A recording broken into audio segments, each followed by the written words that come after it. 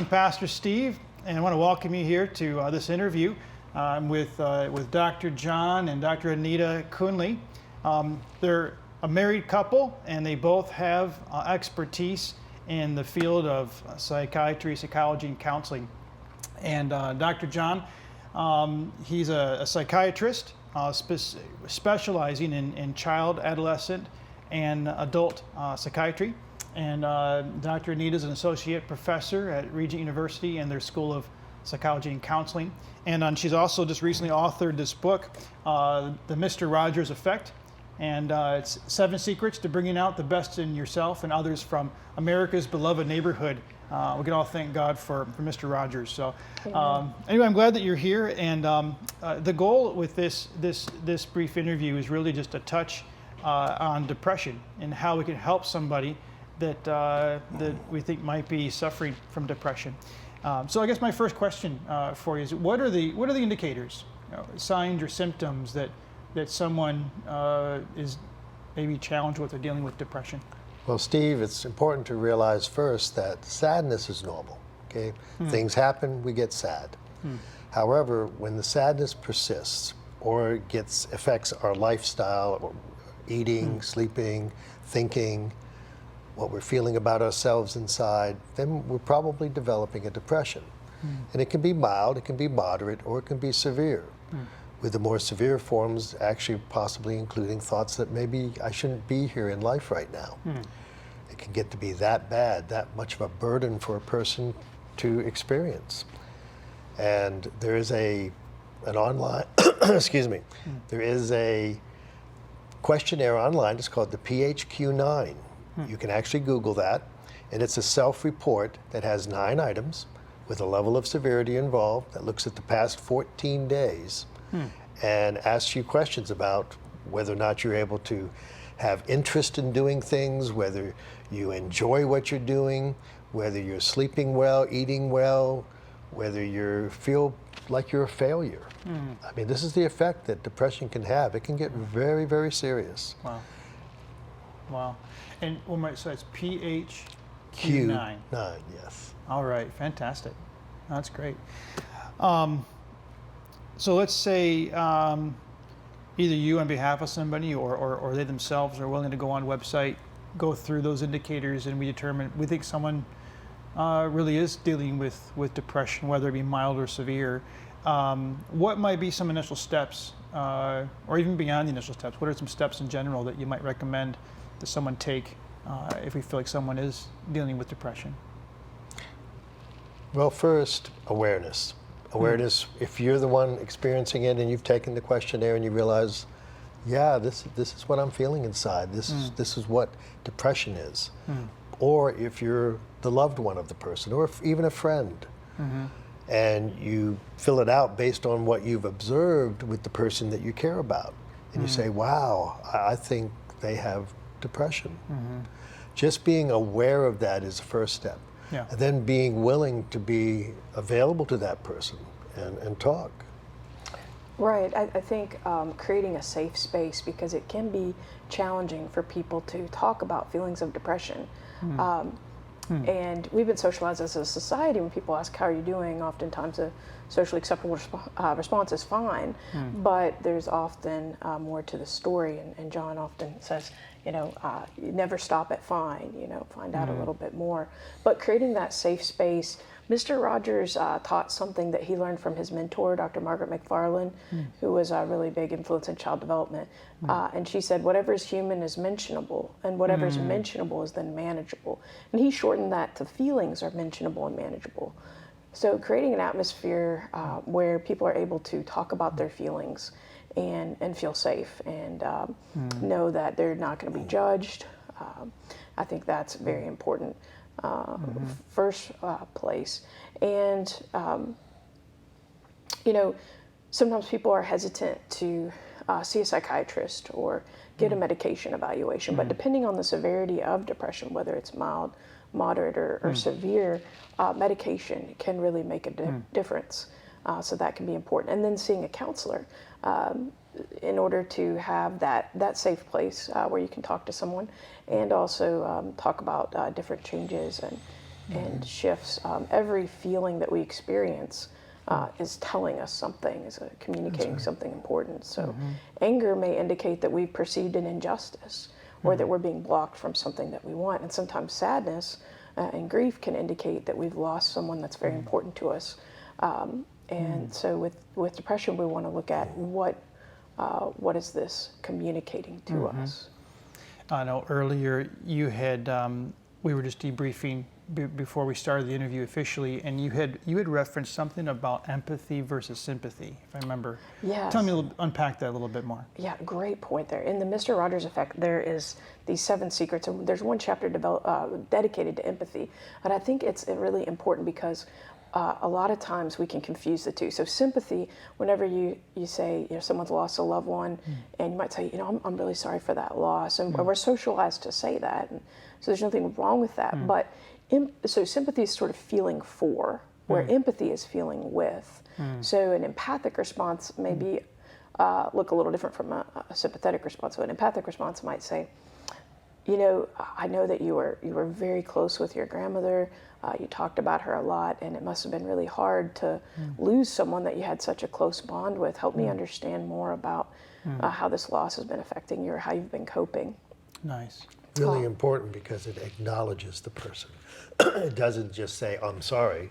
Right. It says, I recognize that you're going through a really hard time, and I'm willing to listen. Right. Because then if you talk about it, we can put it out where maybe we can manage it together. Right. And if you're trying to open up the discussion, when you say, I'm sorry for the loss, or I'm sorry you're going through such a tough time, the response is typically, well, thank you, period, end of discussion. But, help me understand more about how this has been impacting your life, or help me understand more about how you've been coping with this. Opens up the discussion. Yeah. Have you ever had a case maybe where someone's not quite sure why or what's going on? There's not maybe an event per se, but there's just this overall feeling of sadness. What are your thoughts and how to open somebody up in that kind of a scenario? Well, depression is highly genetic as well. So if you see someone who's depressed, chances are you look at the family background and you'll see many generations of people who've been depressed, whether or not they talked about it. There'll be people who say, well, yeah, they've been depressed, but they don't talk about it. Right. And they probably didn't get help for it. Yeah. There's also medical reasons why a person might experience depression. It has nothing to do with a loss or anything like that.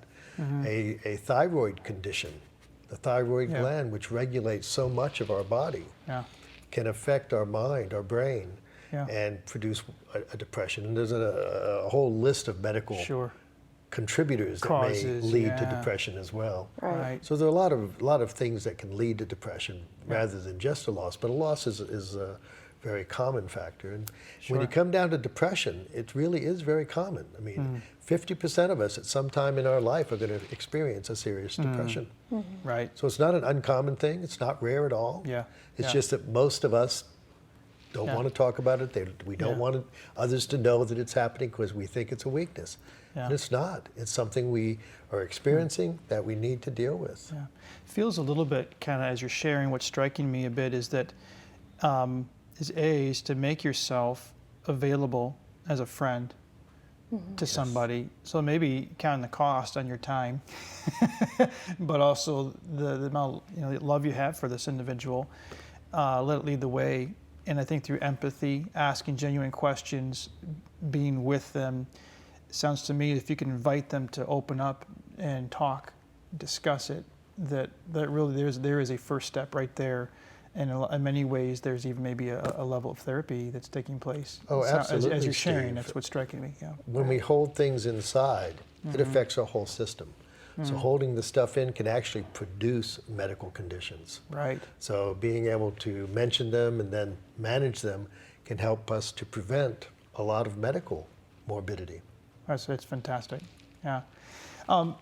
So let's say we're aware, we've identified someone that we love and care about is dealing with depression, somewhere on a continuum, and they've opened up. We're a friend. We're empathizing, all those things.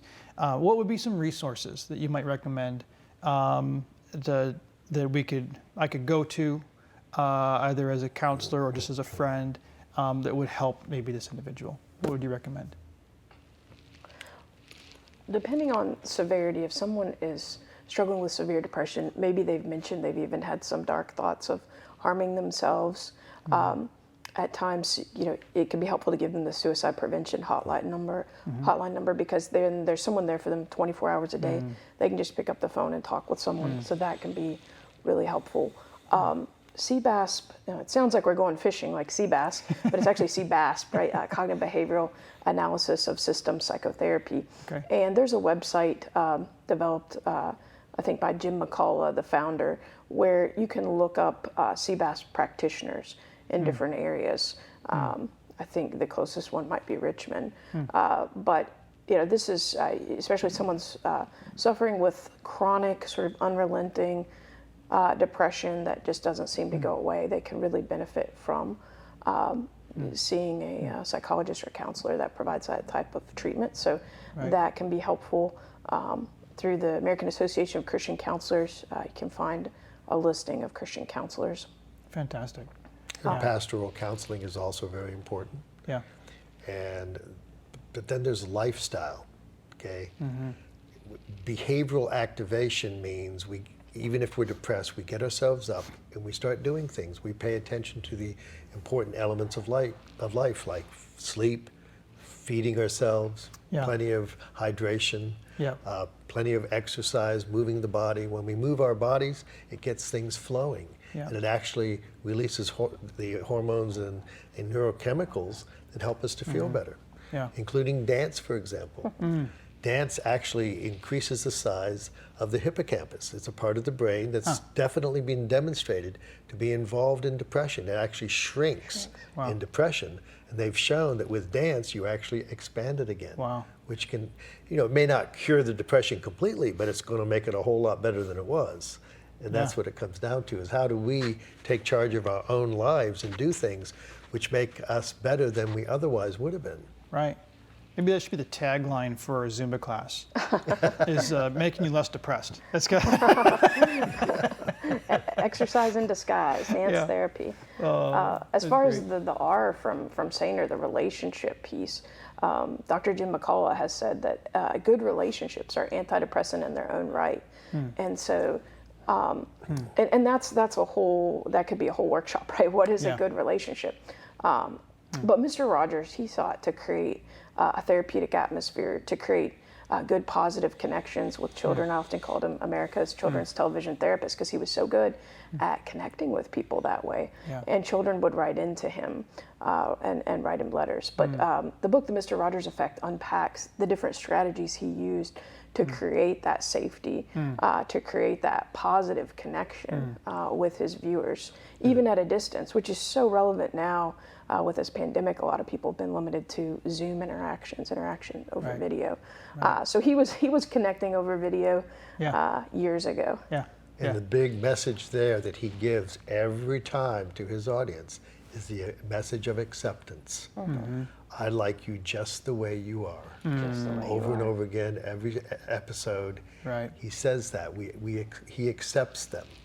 And that's why it felt so safe to them, because a lot of times depression comes from feeling like there's no one there for me, no one cares, I'm lonely.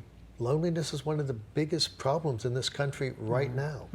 It's worse with COVID, but it was really a big problem before COVID.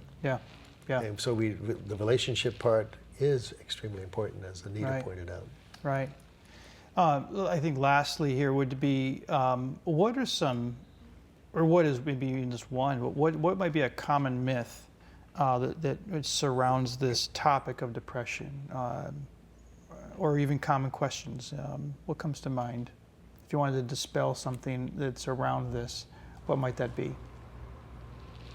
Well, some people think that it means that there's a moral deficit and that there's something wrong with them. But depression in and of itself involves feeling guilty, feeling like you're a disappointment to the others, to your family, to yourself. And so a myth is there's something wrong with me and nothing's going to help. And the more depressed you get, the more you feel that way. And that's not true at all. As we pointed out, there's so many ways that you can help yourself and others can be there for you if you're willing to reach out to them. That's good. That's really good. And there's been some key players, we think of Mother Teresa, Abraham Lincoln, just many people throughout history that have made a difference, changed the world, but have also struggled with depression. I think one of the myths is that if you go to counseling or you go to see a psychiatrist, that is also a weakness because you're seeking help. But we could reframe that to say it's really a strength, because it takes strength, to be willing to ask for support when you need that support. Yeah. In New Life, we take a holistic approach, and I know you would agree with that too.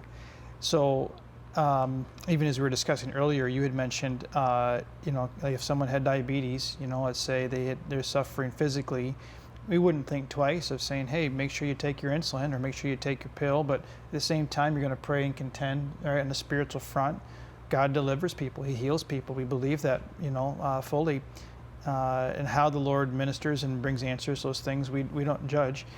At the same time, you had mentioned physical exercise and sleep, and there's some real just natural, practical things in our lifestyle, diet, and all those things I think can all affect our mood in particular. And so this isn't necessarily like a silver bullet, but I like what you're saying. There's a sense of let's normalize this, let's talk about it, let's offer friendship. There's some resources we can go to, and then if anything, if there's a myth, it's not a moral deficit, and don't be ashamed enough to maybe seek some therapy, seek some help, and That's right. whether it be from a pastor or a counselor or psychiatrist, what have you. So, Yes. well, anyway, thanks for joining us for this interview, and God bless the both of you. Thank you very Thank much, you very Steve. Thank you for your time. And Steve, if it's possible, I'd like to share one last thing. Yes. Mr. Rogers ended every single program, almost every program, sharing that there's no one in the whole world like you, and I like you just the way you are, and you made this day a special day just by your being you. He heard that from his grandpa and shared it. I think that message of acceptance, when we accept one another and exhibit those expressions of care, that can be really therapeutic. It's wonderful. Thank you. That's wonderful. Thank you for being you.